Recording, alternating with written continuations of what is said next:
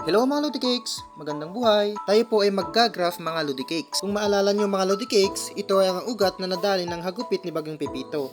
Sa una kong vlog ay hindi natin agad ito nadugsungan dahil wala tayong available na sayon. Bago tayo magdugsong, kailangan muna nating linisin ang parte ng ating RS o rootstock kung saan natin idudugsong ang ating sayon. Dapat puti ang loob o gitna ng ating rootstock. Pagkatapos nating linisan, ay hiwain natin sa gilid ang rootstock kung saan natin isusuksok ang ating sayon. Mag-ingat kayo Lodi Cake sa paghiwa sa mga ugat ng mga bougainvillea dahil malambot ito at baka kayo ay masugatan. Pagkatapos nating hiwaan ang ating rootstock ay linisin naman natin ang ating sayon. Sa paglilinis ng ating sayon mga Lodi Cakes, kailangan nating alisin ang mga dahon at mga tinik nito. Habang inihahanda natin ang ating sayon, ay shoutout muna natin si Angela na taga Davao City na sigurado ako na nanonood siya ngayon. Salamat Lodi Cake sa iyong panonood. Pagkatapos nating linisin ang ating sayon, ay tatasahan natin ito ng pa V-shape. Pagkatapos nating tasahan ito ng V-shape, ay dahan-dahan natin itong isuksok sa ating rootstock. Sa pagsuksok ng ating sayon, dapat ay magkalapat ang balat ng sayon at ang balat ng rootstock. Gumamit nga pala ako ng grafting solution sa ating sayon. Kung wala naman kayong grafting solution ay pwede ang aloe vera.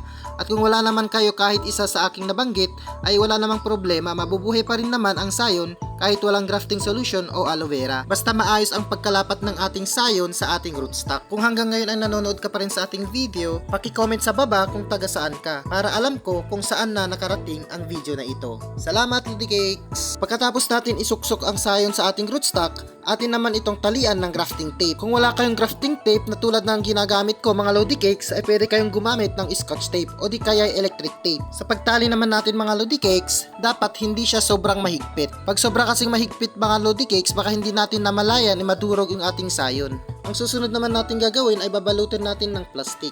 Ang gamit ko na plastic ay ang plastic bag na ginagamit sa paggawa ng yelo. Hanggang dito na lang ang ating video mga Lodi Cakes, at kung nagustuhan mo ang video na ito ay huwag kalimutang i-like, i-share at i-follow ang ating page at mag-subscribe sa ating YouTube channel Allen Bagilat TV. Salamat sa iyong panonood mga Lodi Cakes. Bye! Ingat!